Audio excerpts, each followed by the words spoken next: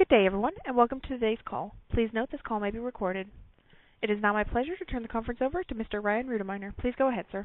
Welcome, everyone. Thank you all for joining us today as we announce the formation of SackNFLTaxBreaks.org, a new national grassroots advocacy campaign to sack the NFL's anti-fan behavior, its nonprofit tax-exempt status, as well as the overall government subsidization of the NFL.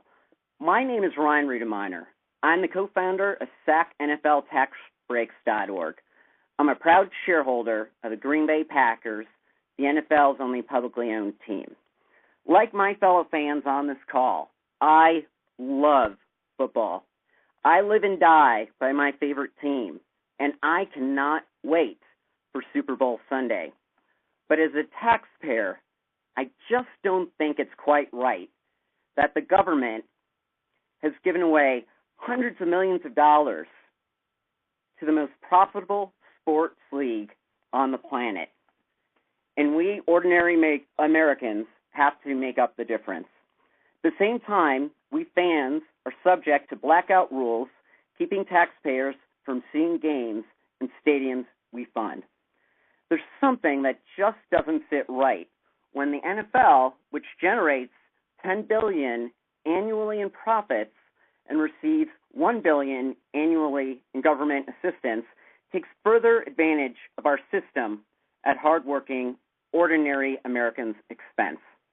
That the NFL would pay NFL Commissioner Roger Goodell a whopping $29.5 million a year, 15 times more than the nonprofit tax-exempt league gives a charity, I might add. All of these truths come with a cost and a giant price tag. And yet, instead of being on the side of taxpayers and football fans who would not be any less passionate about the game we love if the league actually paid its fair share, too many in our government have been all too willing to sweep all of this under the rug. I mean, you'd think with a $640 billion deficit, Dr. Tom Coburn's bill to end the NFL's nonprofit tax-exempt status would be a no-brainer for his Senate colleagues. But unfortunately, that just hasn't been the case yet. And that's why today we are launching SackNFLTaxBreaks.org to educate the public about the government subsidization of the NFL and its nonprofit tax-exempt status, and empower fellow fans, taxpayers, and allied groups to pressure the league to end its anti-fan behavior, pay its fair share, and play by the same rules as everyone else. Before I turn the call over to my co-founder, New Orleans Saints fan, Linda Woolard, because we're so honored to have his support for our campaign launch, not to mention the fact his flight is moments away from taking off, I want to now turn the call over to our legislative champion and a true citizen legislator, Dr. Coburn. Well, thank you very much. It's a pleasure to be on this call. I love football as well. I love golf, but I love a fair tax code.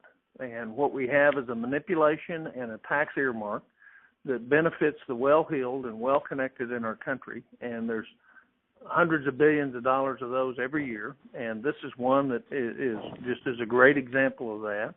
Senator King from Maine has co-sponsored the bill.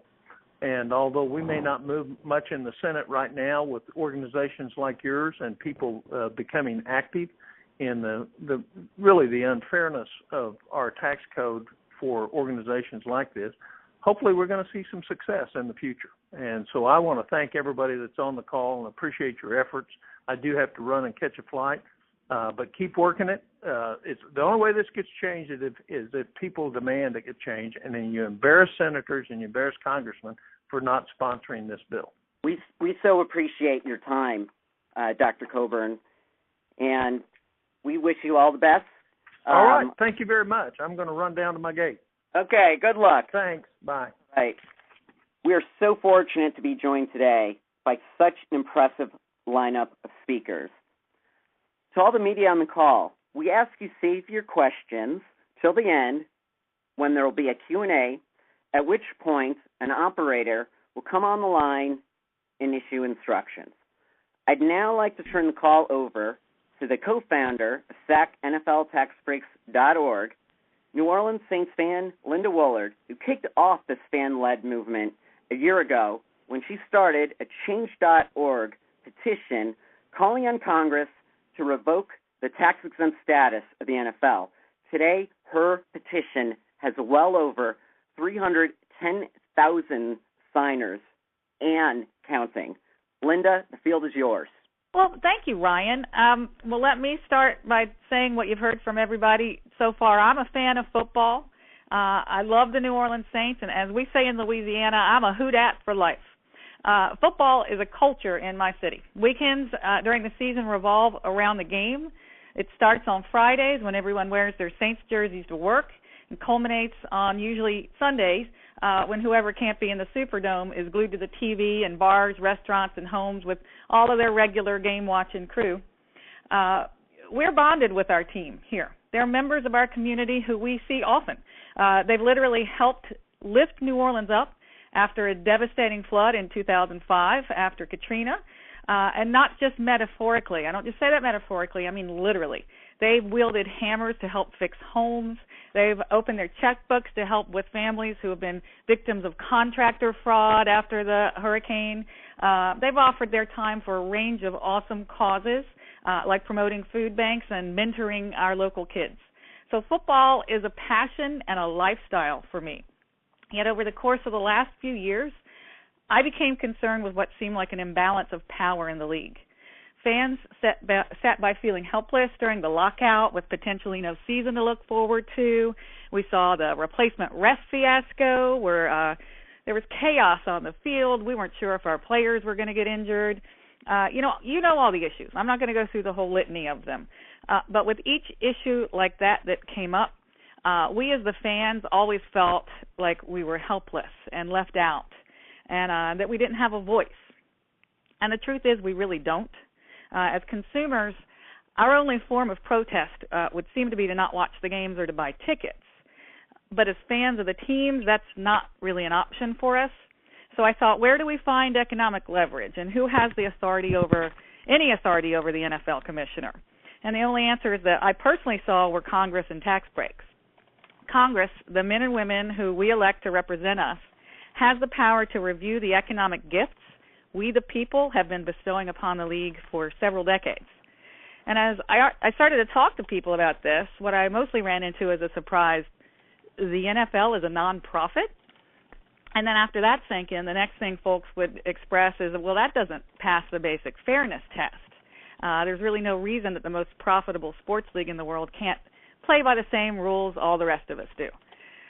So I launched the petition that Ryan just mentioned, and Mike Jones at Change.org really got the ball rolling, getting the word out through social media.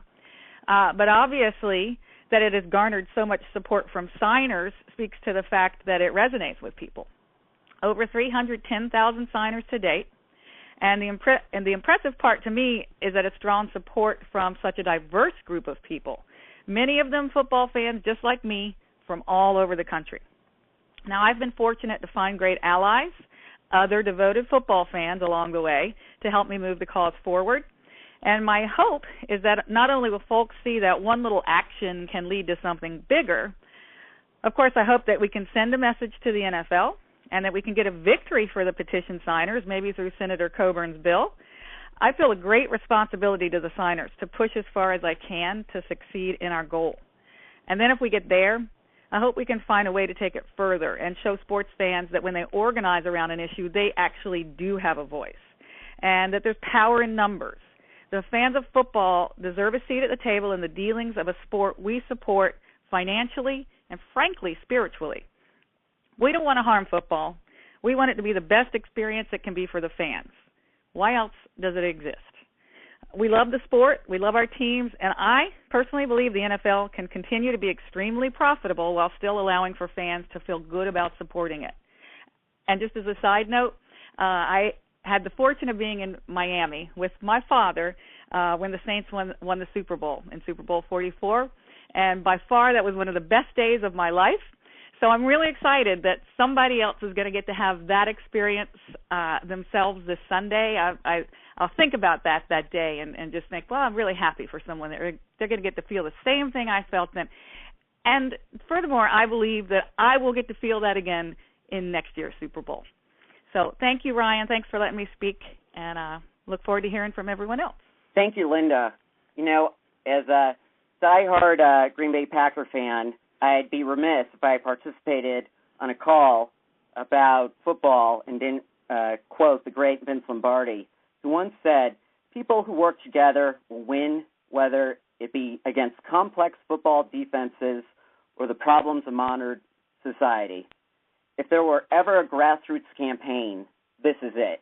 I'd now like to turn the call over to Greg Easterbrook, author of the widely popular ESPN.com column, Tuesday Morning Quarterback and the King of Sports, Football's Impact on America, which for good reason has become the authoritative piece in the current public debate about football's impact on society, as well as the overall government subsidization of the NFL.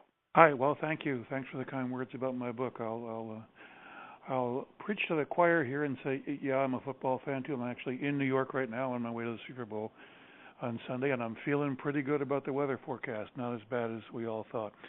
I go to the Super Bowl every year. I go to way too many football games, but I actually think that the issue of the NFL tax breaks, if we want to focus in on that aspect of football financing, it really doesn't matter whether you like football or don't like football or like athletics or don't like athletics. It's just a transparently wrong piece of public policy for an organization that brings in $10 billion a year to have a tax-exempt headquarters, regardless of what they're saying, profit or loss in this particular year's tax forms, isn't right.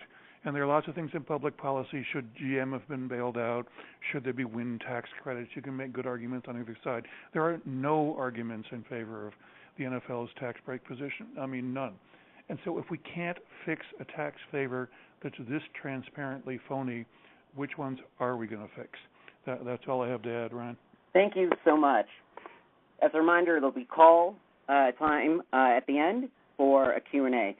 I'd now like to turn the call over to David Goodfriend, chairman of the Sports Fan Coalition, who, under his leadership, has helped lead the fight against all media blackouts and for affordable seating in public stadiums. David. Thanks, Ryan, and thanks to everybody for joining the call. You know, like Ryan, I am a shareholder in the Green Bay Packers, the only fan-owned team. And like Linda, one of the best days of my life was taking my son to the Super Bowl 45, to watch the Green Bay Packers win the Super Bowl. And there just is nothing like it. It's something I think we all can agree to as fans, that football is truly a great experience. It's a great sport, and we fans love it, and we love the Super Bowl. We just think that the NFL, as an organization, ought to pay taxes like the rest of us. And to echo something that Mr. Easterbrook just said, there is a pattern here of government subsidization that has run amok.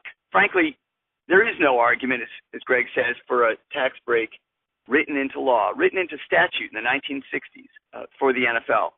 By the same token, the government subsidizes the league by giving it literally a get-out-of-jail-free card when it comes to antitrust, an antitrust exemption, in fact, several of them, written into law. But as Senator Coburn said so well, when we band together as fans, when we shine a light on these issues and these problems, and when we make legislators and policymakers have to make the call, just like a referee on the field, make the call. You know what? Sometimes good things can happen, and that did happen just last month when, on December 18th, the Federal Communications Commission voted 5-0 to end the sports blackout rule for the first time in 40 years. If we can do it there, it's my belief we can do it in the tax code as well, that it's only a matter of time if we keep the focus on the issue and just how unbalanced it is. It's only a matter of time before we can start to see all these public subsidies either rolled back, eliminated, or for that matter, exchanged for something of value to the fans. In other words, if we're going to give you something, NFL, what do we get in return? Does the fan, does the consumer, does the American public get anything in return? That's the question here. We don't think that a statutory nonprofit tax status for the NFL, or as Dr. Coburn's bill might elucidate, any kind of tax-free status for a sports league makes sense. Because, in fact, the fans and the public don't get anything exchanged. It's time to end the nonprofit tax status for professional sports. Thanks, Ryan. Thank you. And if I can just add, look, this is all about fairness and doing the right thing and playing by the same rules as the rest of us Americans do. That's it in a nutshell. It's no more complicated than that. I'd like to turn it over to Andrew Delaney, who's the co-founder of the National Sports and Entertainment Law Society. Andrew's 2010 Law Review article calling the NFL a glorified tax shelter has been cited extensively ever since in the media, as well as in Senator Coburn's annual Waste Book and the Pro Sports Act. Andrew, thanks for joining us. Hi, thank you. I would agree with most of the comments that have already been made.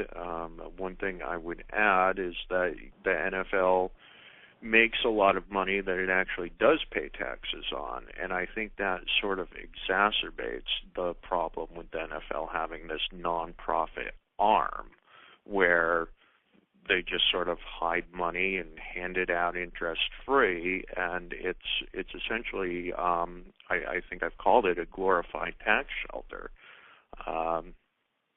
And the fact that you have a commissioner, and if a commissioner of the NFL who receives a $29.5 million salary compared to on average nonprofit CEO's salary of, I believe the last number that came out in October of 2013 had a median of about $125,000, which is still a pretty high salary for most everyday Americans, but $29.5 million for the director of a nonprofit just doesn't add up.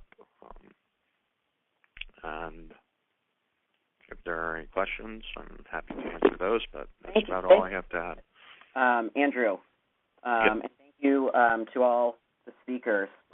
A new poll that came out that some of the participants may have seen in recent days shows that only 13% of the public can correctly identify the NFL as a nonprofit. And I guess I'd open the conversation first up to Linda before I turn it over to the reporters on the call. What are some of the things that you think we can do as fans and taxpayers as a part of this new campaign to help Senator Coburn in his effort? Well, we're continuing to ask people to share the petition so we can continue to grow the numbers on that. We'd like for people to reach out to their own senators and representatives and ask them to support this legislation and that gets rid of the nonprofit tax status. And we're also hoping to get some social media campaigns going on around it so that we can just get some more information out to people, because as Ryan just said, we're showing that only 13% of the population is even aware of this. So there's also just a point right now where we need to still be informing people of what the reality is here. So I think if we can get the word out, people will get behind the cause. And I do think, as Senator Coburn was saying, you kind of have to embarrass your congressman and let them know that it's an embarrassment if they don't get rid of this status. So I think that's at least a start. Thank you. I'd now like to turn the call over to any media that has questions. An operator is now going to jump on the call and give instructions. Thank you. At this time, if you would like to ask a question, please press the star and 1 on your touch-tone telephone. You may withdraw yourself from the queue at any time by pressing the pound key. Once again, to ask a question, please press the star and 1 on your touch-tone phone, and we'll be pausing briefly for questions to queue. Once again, that is the star and 1 to ask a question. In the meantime, I do have one question, and this would be to Greg Easterbrook, who actually noted in his book that he actually was supposed to have a meeting with Commissioner Goodell.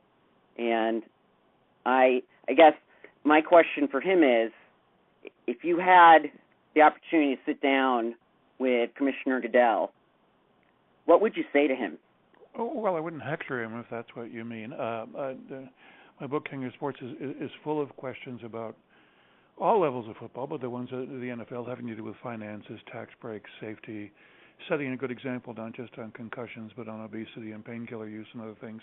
I think probably everybody listening to the call is familiar with all those questions. And all I can tell you about how that incident went down is that Goodell had agreed to 2 hours of interview time, and we'd set a date, and I'd gotten a hotel reservation around the corner, and Greg Aiello, the league spokesman, said, "What are your questions going to be about?" And I said, "What I just said to you." And he said, "Well, that's it. The interview's canceled." And I said to him the obvious. Of course, Greg Aiello was a very experienced spokesperson. I said, "If you agree to talk to me and then you cancel the interview and you say that it's not in your best interest to discuss health and tax subsidies and so on, that's perceived as admitting that I'm right. Isn't that the truth?" And he said, "Well, you can perceive it any way you want. We're simply not going to allow the commissioner to be questioned on those issues." And that's how it happened. And he may get $30 million. He may have the largest vacation house in Maine, but he's not a god. If he's taxpayer subsidized, he should be willing to submit to questions. And what you'll see tomorrow when he does his annual State of the League report is a masterful political performance of seeming to say things, actually saying nothing, and then deflecting all questions that are asked from the media that are assembled there in a sort of an on bended knee format of screaming from the audience as if he were the President of the United States. Thank you. We'll all definitely tune in to his address tomorrow. David, good friend, what would you want to hear from Commissioner Goodell tomorrow?